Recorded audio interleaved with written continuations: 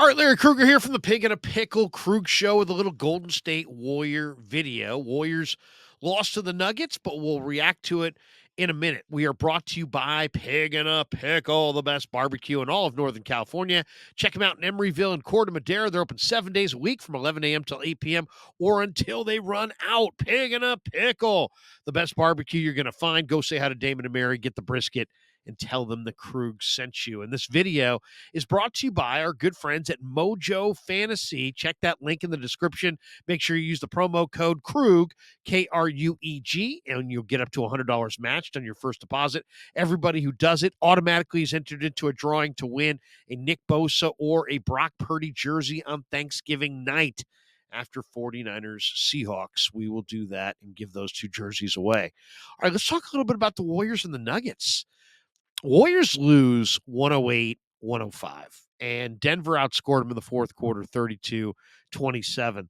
This was on Wednesday night, and Jokic was Jokic, right? 35 points, 13 rebounds. Reggie Jackson was really good. I'm a real Reggie Jackson fan. I think he's underrated. He added 20 points. He filled in for Jamal Murray, who was out, and the defending NBA champion Nuggets improved to an NBA best 8-1, including 6-0 at home. And yet, if I'm a Warrior fan, I feel great. I feel great. Uh, you know, they basically easily could have beaten this Nuggets team and just didn't. They lose by 3 to a Nuggets team that hasn't lost at home all year. The Warriors look great. I mean, in this game, the fact that Golden State's bench outscored Denver's bench 42-12, that was great. A great sign. And there were just several good signs in this game for Golden State. Now, you can't win them all, right? You're not going to win all the games. Golden State's 6-3, 5-2 on the road, which is a great start to their road year, considering how awful they were on the road last year. And just looking at Golden State's numbers, 23 for Curry. He was 6 of 17, took 13 threes, made 6, 5 rebounds, 4 assists. Good night for Curry for the most part in 34 minutes. Clay had 15, 11 and 5 for Wiggins, who continues to look kind of sleepy at the beginning of this year. That's the word I would use, sleepy. He just doesn't look engaged. Looney had 10 points, 8 rebounds. Saric started, and he had 8 rebounds to go along with 4 points. Kuminga had double digits off the bench. He had 10. Trace Jackson Davis played 18 minutes and looked really good. I thought he had eight points, 2 rebounds, and an assist. 9 for Chris Paul off the bench to go with 5 rebounds, 4 assists. And Moses Moody had 10 off the bench. Even Pajemski scored 5 off the bench. So Golden State, it's a nice performance off their bench, and they made this game a lot closer. But when you look, than a lot of people thought it was going to be. But you have no Draymond Green. The Warriors just basically don't win when they don't have Draymond Green. But then on the road against Denver, the defending champions, in their building, and Golden State came out and had a big third quarter to make it a ball game, and then the Nuggets wind up outscoring them by 5 points in the fourth quarter, and they wind up winning by 3. But I mean, if you look at that game, the Warriors had a hard time staying with anybody on the road last year. Denver's one of the best road teams in the league, partly because of the altitude, but just the way Golden State battled in this game, to me was very, very encouraging.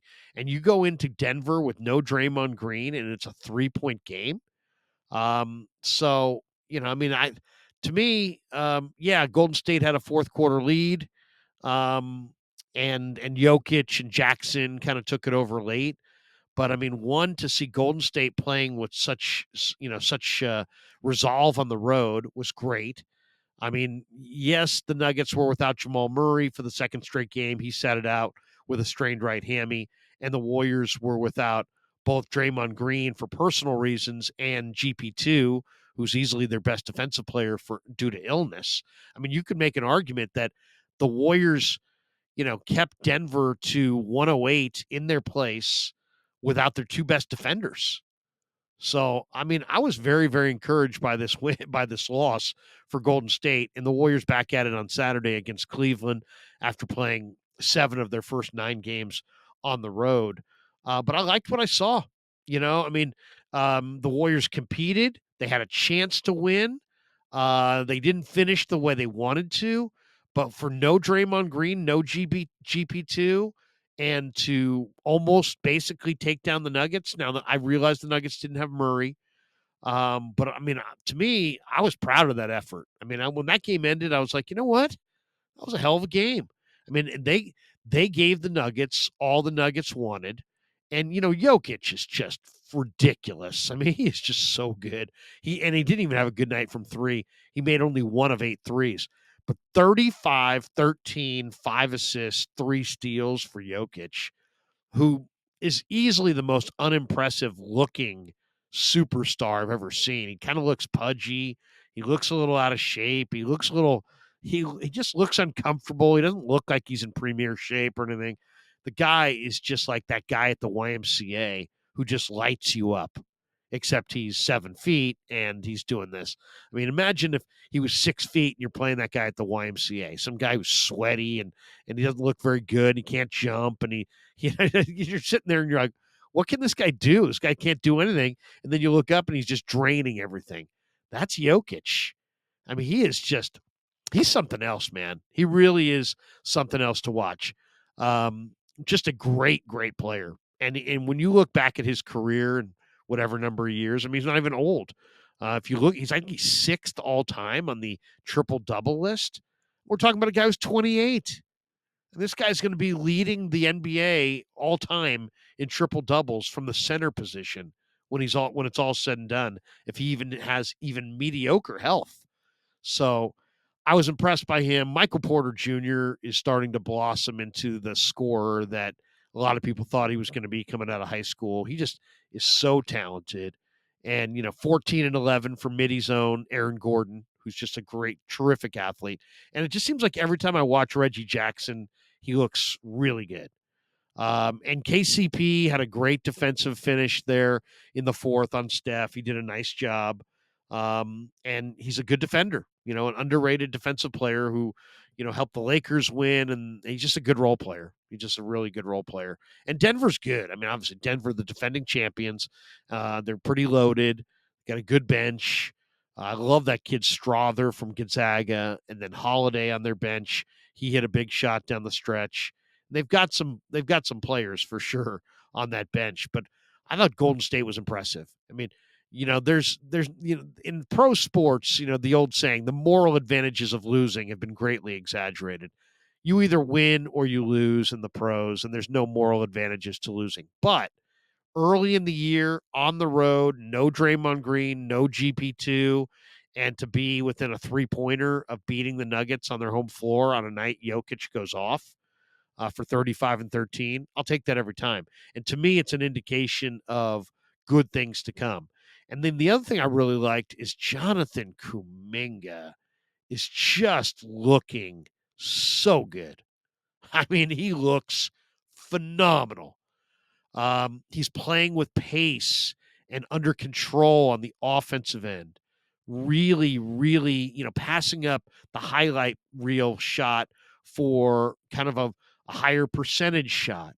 I mean, he's really evolving on the offensive end of the floor. And then defensively, you're talking about a 6'9" guy with long arms who looks like he has the potential to be just a lockdown defender. So Kuminga, I just can't be happier with what I've seen from Kuminga on both ends of the floor. Thank God the Warriors did not trade Jonathan Kuminga, because Kuminga's the real deal.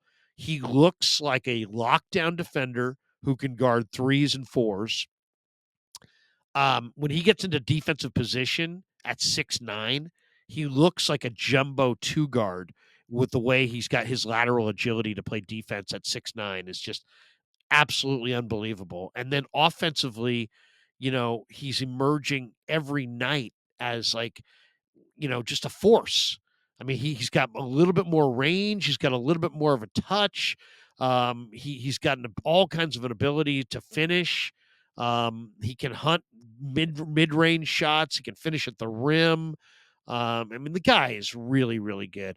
The next evolution of his game is his ability to consistently draw fouls and live at the free throw line, which will obviously up his points per game and his overall production once he learns how to get to the line and draw fouls. But if you like a long-armed lockdown defender who doesn't, basically it's really hard to get around him. He's got unbelievable lateral quickness. He looks like he's like a 6'4", 6'5" athlete, but he's like 6'9", 6'10" with great length.